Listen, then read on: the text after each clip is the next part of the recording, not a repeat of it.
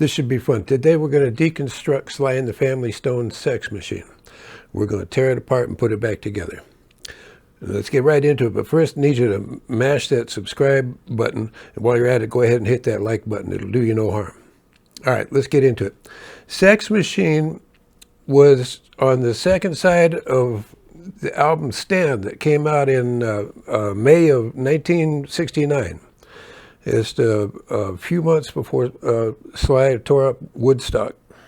And at the time, critics just dismissed Sex Machine as filler, just a loose jam. And obviously these fool critics didn't get Cynthia and Jerry's message.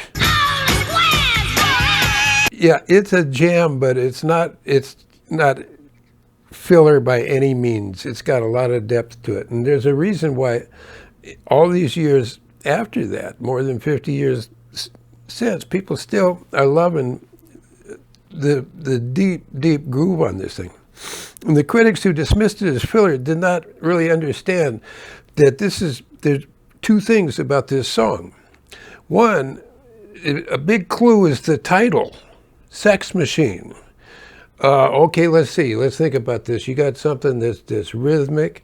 It's got a lot of repetition. It goes on for almost 14 minutes and then reaches a big climax. Oh, okay. So that's kind of like Ravel's Bolero does that too. That's another song people use for. Wait a minute. Is Sly saying this is a song for getting it on? Let's get it on. Yeah, basically. The other side of it is in that time, in the late 60s, rock and roll, the rock people were stretching out like crazy. They just, maybe you can trace this back to the Beatles or whatever. It was a highly creative era for rock groups. They felt like they could experiment and stretch out in ways that they hadn't done before and get creative in the studio and on stage. And that led to longer tunes. Like Cream would play a simple blues like Spoonful and wear that thing out for half an hour on stage. And at the same time, Sly and the Family Stone, they were still based in San Francisco. And then you had the Grateful Dead. They were starting to do all their extended jams. Iron Butterfly, for crying out loud. They had In-A-Gadda-Da-Vida took up pretty much all of one side of the album. Drum solo and everything. Drum solos were a thing. Everybody had to have a drum solo. They all did drum solos. The Beatles even made Ringo do one, even though he didn't want to. He hated drum solos. So everybody's doing drum solos. Everybody's playing longer songs. And the other thing that happened at the same time was FM radio first started. And along with that, there's a bunch of new stations that pop up. And some of them called themselves underground radio. And it was very, very cool because they would play albums in their entirety. Or they weren't shy about playing long tracks. I remember we could pick up this one from Denver, Colorado, and that's where I first heard the Chambers Brothers' Time Has Come Today, the full, 16, 17-minute version of it. And I was like, wow, this is cool. It was an exciting time, and there were psychedelic drugs involved. It was the summer of love, and basically anything goes. But it was a interesting period for music because everybody's experimenting. Pete Townsend writes a rock opera. Everybody's doing their best to be as creative as they can, and time constraints went out the window. And Sly was of course, highly creative as well. So anyway, Sly was not the type to do anything as filler. Stand was the album he took very, very seriously. It was the one that he took Walter Piston's book into the studio with him. And he says himself in his biography that Sex Machine took a lot of work to get it right. And he said Freddie in particular really worked his ass off to get that guitar right. And you know, Freddie is a highly underrated guitar player. He plays beautifully on that song. His wah-wah technique is impeccable too. It's just very cool. So it's a long tune. It's a jam. It's essentially an instrumental. It's got just a few moving parts. You got two guitars. You got this line.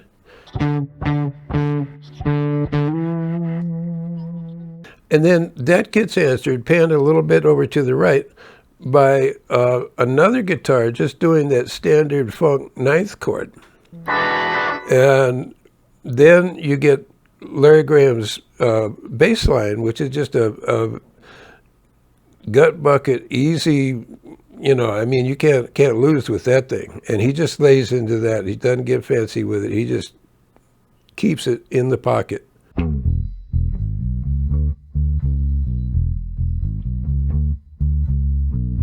And then Greg Errico lays down serious gut bucket shuffle beat on the drums.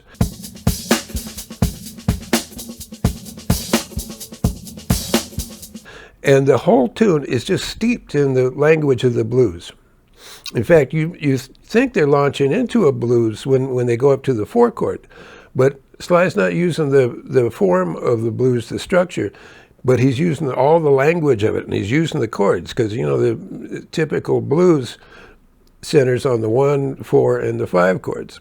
Sly hits all of those, but not in the way that a traditional blues would.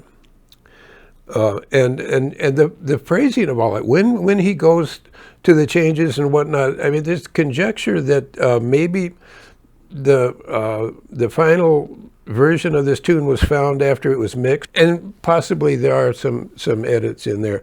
But I kind of get the feeling that this is one of those tunes that had eyebrow arrangement. That's what I call it. Eyebrow arrangement is when you're playing a tune that's just is kind of a jam, and the structure of it is loose, but there are different parts, and the band leader will cue in the next part with his eyebrows. You get one of those, and then you know the top of the next phrase, you go to the next part. Eyebrow chart. It may not have been, I don't know. Hendrix was big on the eyebrow arranging in the studio.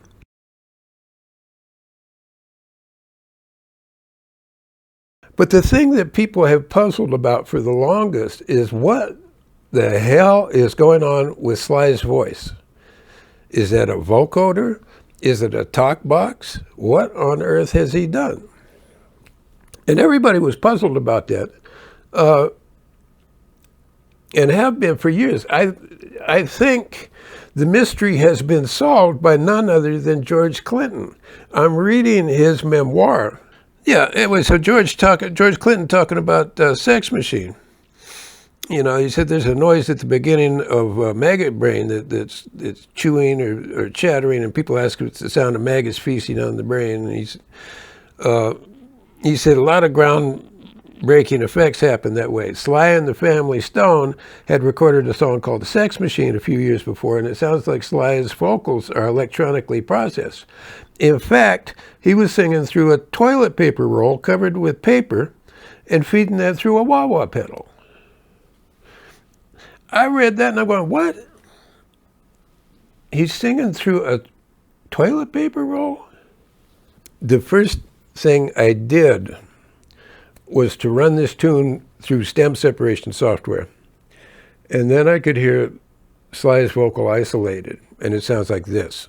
And I'm like, okay, yeah, that's not a vocoder.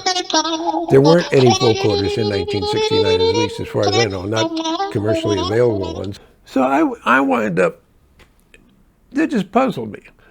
But apparently it's a thing, because a quick Google search of toilet paper roll with paper, that's, people have been doing that for years to make a, you know, for kids to make a homemade kazoo. And apparently Sly knew how to do that. So there's nothing left to do, but you know, this has to be explored further. In short, I made a kazoo. Here it is. In the end, I determined that parchment paper was much funkier than wax paper. So I'm not sure what kind of paper Sly used, but so I'm doing this. So then, well, wait a minute. If I'm going to do that, then now I've got to run it through a wah-wah pedal. So show and tell portion of the video, I go and dig out my old wah-wah pedal. I've had this thing for 50 years at least. This is an actual crybaby. It was made in Chicago, Illinois, back when they used to make things in Chicago. And it still works. I just popped a fresh battery in it. So I got a Shure SM57, just a simple dynamic mic, because it's why I've got better mics, but why do you want a fancy mic? Because we're going for a weird effect. You use a transformer, and then boom, instrument. You got a mic in a wah-wah. Well, proof of the pudding is to try it. And I did, and then I thought, well, if I'm going to do that, I might as well make my own version of Sex Machine. And so I did. And I'm going to play that for you now. And it's silly. It's not a. I'm not trying to recreate the tune, because I don't see the point in that. But I had fun doing it. It's my version. I'm being myself. MICEELF. Thank you for letting me be myself. Because I don't. Freddie is amazing on it. I'm not going to get his tone because he's playing a Gibson hollow body. I've just got my fake sampled Stratocaster. And who knows what, I'm not going to go find every little thing and try to recreate it nuts and bolts exactly, because what's the point? I'm doing my version. So I didn't try to do a solo like Freddie. I was myself again, and I shortened up the kazoo solos considerably, because if you know me, you know that I do not sing. And this is painful for me to even attempt it, because you know what the difference is between my voice and a bullfrog's? The bullfrog has more range. He can hit more notes, all right? But I struggled through it, and if you had told me a week ago that I would be singing through a toilet paper kazoo on YouTube for the world to say, I'd say you're tripping. But I'm going to do it. And before I do it, I'm gonna need a wardrobe change, and let's change these lights to look like a nightclub, because if I'm gonna make a fool of myself, let's do it all the way. So don't go anywhere.